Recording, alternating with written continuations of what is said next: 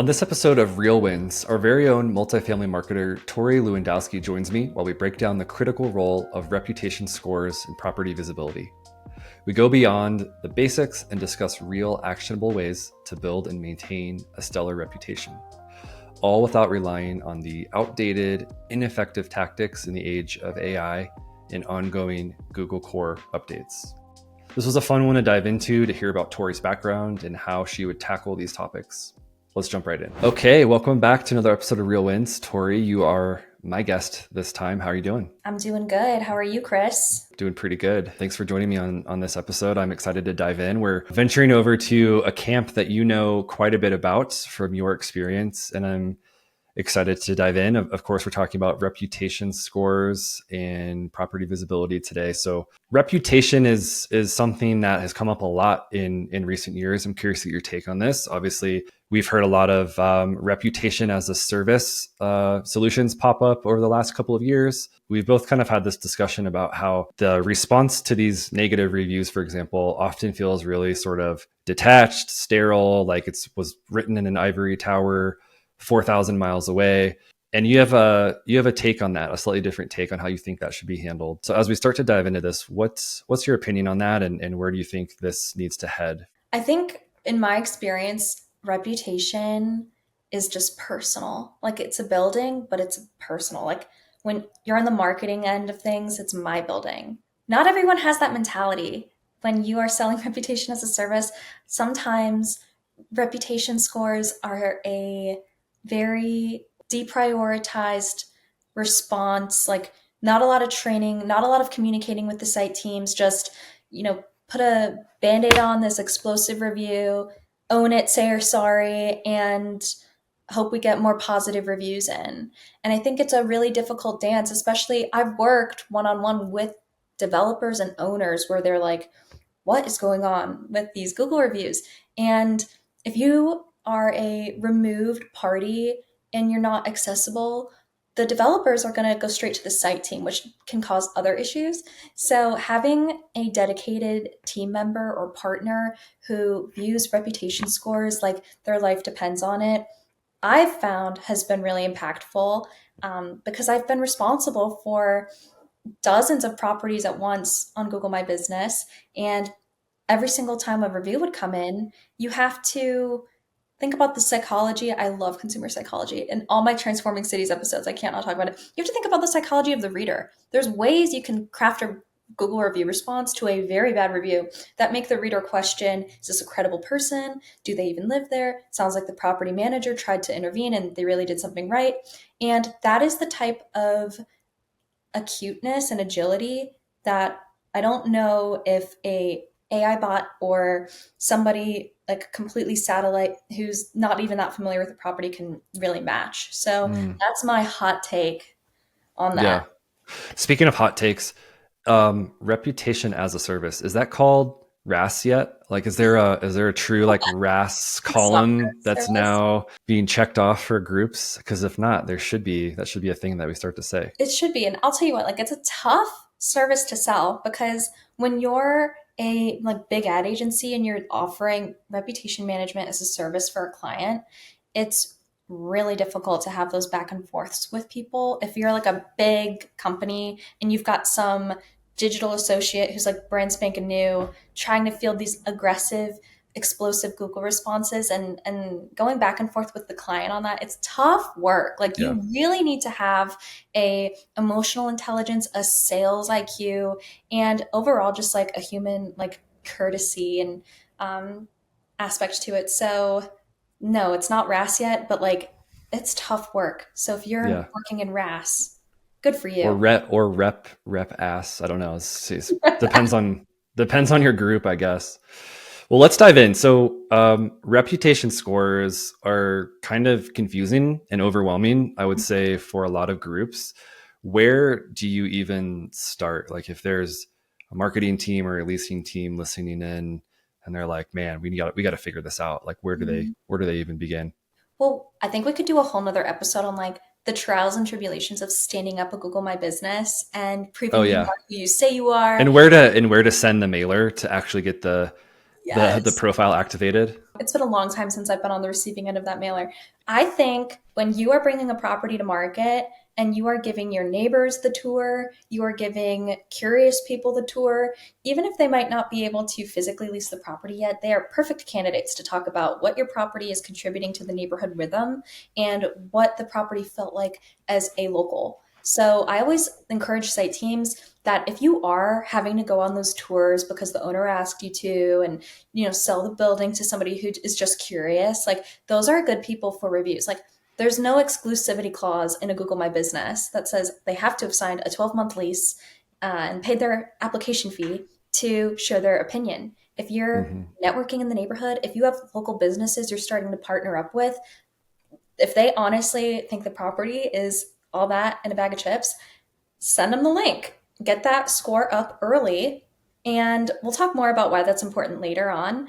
But it makes a difference and it also sets the tone. I think there's nothing worse than when you have a beautiful, stunning, gorgeous lease up and first few rounds move in and the move in elevator breaks or the parking spot wasn't ready in time. And your very first review is like, this was a huge mistake. Like, I've lived here for 30 days and everything's gone wrong because it will, like new construction.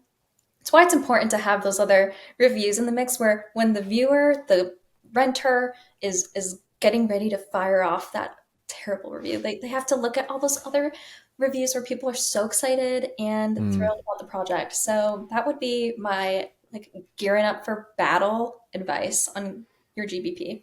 So there's another end of that spectrum, which is incentivizing or even really like paying for really positive reviews. Obviously, we probably knew this, the writing was on the wall for that one for a really long time, but the FTC ruled that you can no longer incentivize reviews like that. So if you go to Google and you see tons of 5-star reviews, I mean, that's these days a little bit suspicious. There's always going to be the negative ones and the ones that are going to kind of bombshell those review pools. A lot of teams though have relied on this. So since they can't do that anymore, what is smarter? What's a more effective way to, and I guess sustainable way to approach that moving forward? Totally. Well, let me like level set here by saying there were months in college where I made my rent from these Google review competitions. I was so good at them. And I loved getting the email from our regional that we were having a Google review competition. And I think, there's two parts on that FTC ruling that I think I want to clarify is are we not incentivizing the site teams or are we not incentivizing the consumer or both? I think it's probably both.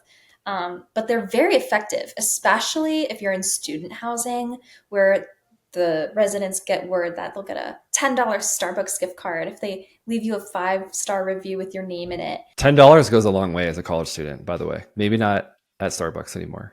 Right. That buys you like One and a half coffees. I mean, a $10 gift card, a $20 gift card to a college kid is like getting a $500 Visa gift card as a working adult. It's Right. currency.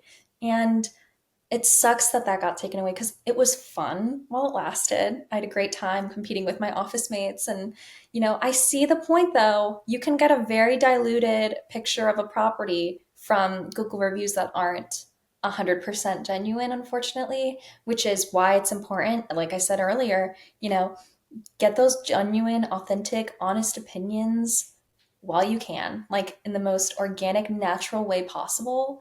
And don't sweat so much about having a 5-star reputation score. Wouldn't that be awesome if every property had a perfect 5-star reputation score? Because it was so easy when we had these competitions where we could just rack up the 5s and 4s. But at the end of the day, like people are getting smarter, renters are getting smarter, and they do see right through that. Yeah. And so from a sustainability standpoint, what do you think an on-site team can do to keep positive reviews flowing, even if that initial sort of like get it while you can tap has been turned off? Something I look back at from my site experience was finding that perfect time to ask. There's times in a move in cycle where the renter is going to be more stressed out and anxious than when they just got off the high of the tour and they signed their lease and they're feeling good. That's when I would ask. And I know some people would be like, well, that's not very smart because they haven't even moved in yet. And the response to that is, okay, well, deliver the experience you sold them. Like, I'm not going to lie on the tour and be like, there's no noise ever, and the garage door will never break, and, your mail might never get stolen. Like that, people ask a lot about security, for example. So I'm just giving some examples. Like, obviously, you can't be like, this is the safest place in the world because it's a fair housing violation. But when you have a tour that goes well and you are transparent but also strategic, and you ask for that review when they're excited, they're like mentally planning that apartment, I find that you can rack up a lot of 5-star reviews very quickly because they just had a very positive experience. Probably the most time they'll ever talk to you and they're living in your building is after the tour. For me, I was a leasing manager, so property manager probably got some more FaceTime with residents after the fact. That would be when I would ask. And I would just make sure that, the property manager and I worked tandem to deliver on our promises we made in the sale. And we did. And our reviews were good. Thanks for listening to this episode of Transforming Cities. Brought to you by Authentic, delivering premier multifamily brand experiences and smart digital marketing. Authentic's proven approach accelerates leasing velocity, boosts rental rates, and increases long-term value. You can find out more at AuthenticFF.com. And by Charlesgate, the multifamily investor's secret weapon to help underwrite, go to market, and operate projects that generate market-beating returns. With an adaptive staffing model and on-demand leasing teams, Charlesgate empowers a better resident experience at an efficient cost structure for today's owners. Visit charlesgate.com for more. Well, let's talk about the other end of that spectrum, which is negative, bombshell, damaging, explosive, tear down reviews. How do you handle that? What's the two-step Tori process versus what you should be doing and not doing in response to something like that? Well, great question. And we've all been there. For me, it starts with credit, like finding out if the source is credible. You would be shocked at how many people who didn't get their application approved because they were fraudulent, or people who applied to be a part of the site team didn't get it, in my experience, or even just like random, like people from other competition properties, unfortunately, trying to dampen your reputation score. It's a dirty world out there, like in leasing. And those are from my personal experiences. And I was only like leasing on site for like 2 or 3 years. So people are playing dirty, and you got to figure out, like, does this person actually live here? Have they ever stepped foot on the property? Did they even apply to live here? So check your CRM for their name. Yeah, I was gonna say, sounds like a CRM adventure. Check their CRM, and if they're not in there, you better lead that response with, we have no record of you at all. And, please reach out to us if you're making this Google review under a different name. Sort of, I don't want to say you're discrediting them, but also like people do that. So verify if they're a credible source. And then if unfortunately they do live there and their story's very bad, go to the site team and don't come guns a-blazing and be like, this person just left a terrible review and they said that you're never in the office and everything's a mess and blah, blah, blah. Like, I always like to put the ball in their court, and I'll show them the review and I'll be like, hey, like, this seems really emotionally charged. I want to hear from you, your side of things, and we can craft a response together that's going to build a like relationship that we can build up with this resident. Or, how can we make reparations if this is a past resident? And, some people have a different view where they're like, if an ex-resident leaves a review, just like let it go. I always liked to end those types of reviews with, if you ever need anything at all, like, our door is always open. I'd send them a personal email. I'd leave them a voicemail, and I wouldn't be offended at all. I'd be like, I'm very concerned about what you left on Google. It breaks my heart that you had this experience. And I know you already moved out, but if there's anything at all we can do to like mitigate the situation, like, we are ready to find a resolution. And people respond so well to that. You would be shocked how many people will be like, you know what? I was having a bad day, left that review. I was really PO'd at the leasing agent. And honestly, because of the way that you guys handled it, like, I'm going to go ahead and take it down. Or sometimes they'll change it and they'll add like a star too, and it's just a 3-star review. I find that you have to have that sales and emotional IQ. And a lot of people will just thank a bad review for leaving their opinion and be like, That's the end of it. Thank you for sharing this. Like, we're sorry you had this experience. Reach out to our customer support email, please. That to me is lazy. Hot take. Mm. That's how I feel about working with really explosive reviews. And I've had some pretty feral reviews in my day from site teams that I was working with and not on, or even site teams I was on that, was a reflection of the team. Um, it starts with having that muscle of empathy, compassion, and sales IQ. Yeah, I think those are good pillars to come back to, especially in an environment on site where it can turn negative really quickly. Like you said, someone can have a terrible day, they can be in a tough spot in life, and they can take it out on a review like that. Let's talk about, you know, these days AI powered search is huge. The way Google ranks results is huge. Let alone, talking about specific local to you results. I mean, everyone now has seen the prompts on Google. If you're searching for something that's not in your market, it'll prompt you and say, do you want to see more relevant local results? It makes me think of a experiment that ran at Spark Toro ran last year, I think it was. And I don't even know if this is still exactly how Google is doing this, but he basically had his entire following look up this one restaurant that him and his wife went to in an effort to see that, hey, if everyone that follows me looks up this restaurant and then clicks on it and kind of sits on that listing for a few seconds, if that's going to actually pull that listing to the top. And what he found was, after so many people did it, that the listing of the restaurant, like, I don't know if it was a Mexican restaurant or a Thai or whatever it was, but in that giant list of, let's say Mexican restaurants, suddenly the restaurant that him and his wife went to got pulled up on the first page, high results. And it was kind of like this light bulb moment for him that he shared with his audience, that so much of so many of the results that we're seeing these days are not random at all. It's very much tactical by Google. So when we're thinking about on-site teams and properties and going to market for a property and positioning on Google My Business, Google's not pulling up the 1 and 2 star reviews and saying, hey, go check this out. This seems like a great option for you. They're definitely pulling up the higher ranked properties. How do you begin building that from the start? The more you learn about Google core updates and how Google works, the more you're like, isn't it silly to think that this was all like earned, at random? There's a lot going on behind the scenes that Google prioritizes. If you search any property, the sponsored properties come up first, Mm-hmm. sometimes. And those sponsored properties, renters and consumers, they like almost sort of scroll past them because they're like, okay, like I want to see who the actual like top spot is. Um, Exactly. and I think that's like a hard truth. Like people don't, I've never heard anybody else admit that, but that's how I Google. Unless you're searching for a brand, right? Like if you search for a brand, you're okay to click on the sponsored because you're like, okay, whatever, it's faster, it's at the top. Right.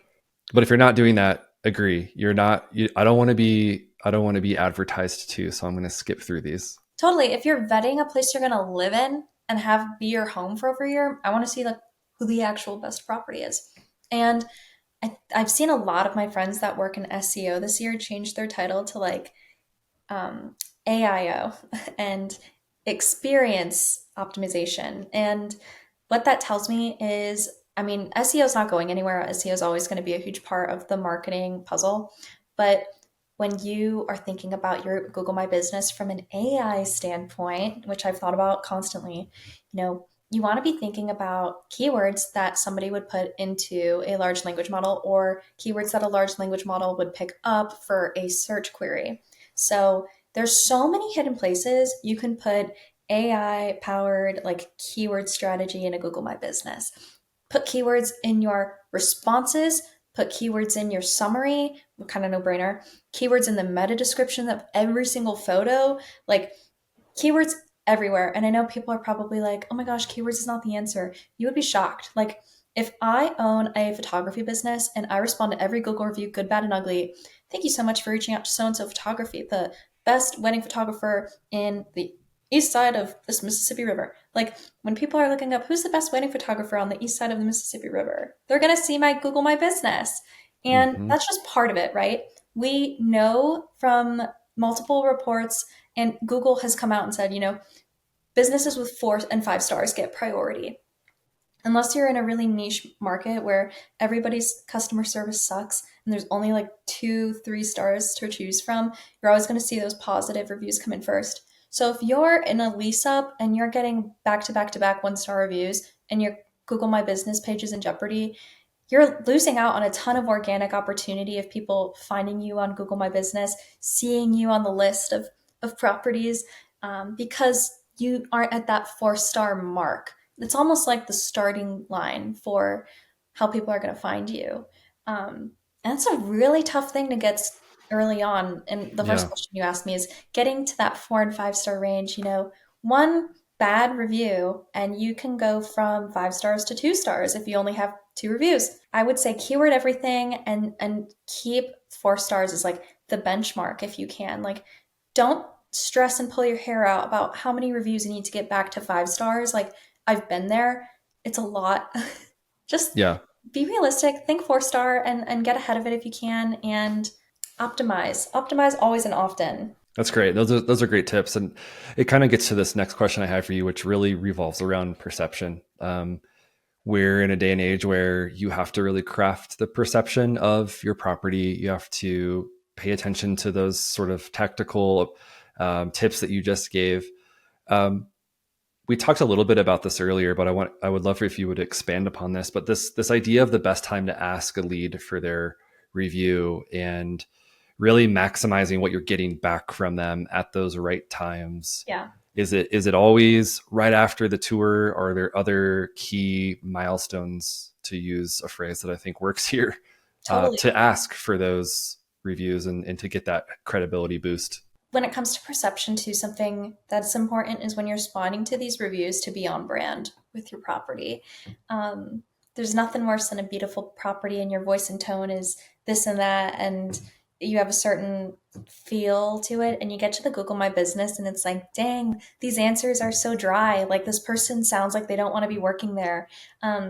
So that's like the start of perception, is like it bleeds through everything. Like, if you're thoughtful and curated and artisanal, then your Google review responses should be like a work of art. And if you're modern and sexy and posh, then like speak to that when you're responding to people who are complimenting or insulting your property. So perception phase one is like beyond brand. And then perception phase two of like the perfect time to ask people. Like I said, like my sweet spot was always right after the lease was signed because I was a leasing manager. So that was when my job was done. And we ran such a tight ship that luckily I wouldn't really have to worry about things going like tragically wrong. And if they did, like, we would have no way of resolving it. We had a really good relationship with our regional where we were able to mitigate situations if they were awful. And we would have a lot of like, we were very empowered to make things right if they went wrong. So Mm. for the most part, all the Google reviews we got were good and they stayed good. Like, people wouldn't go back and change them. So I would, it depends on your role. I would encourage any developer listening to like have their site teams respond to that question. Like, at what point in the relationship with the renter are you done interacting with them the most? And that is when you should ask for the Google review if it's a positive interaction, you know? Yeah, if it's positive, sure. And that could range your, if you have full service concierge, like they're up for getting Google reviews. If you have a kick ass maintenance team, they should be asking the resident right after they unclogged their drain, like, you ever need anything, you put in a work order and, you can always leave a Google review so my boss knows how I did. Not to like give the maintenance guys or women a voice, but it just depends on your role and that precipice of when did you just have the most positive experience with them in the scope of their lease? And that's when I would ask. This has been a really insightful conversation. I want to give a little bonus round to you in, knowing that you worked on site in years past.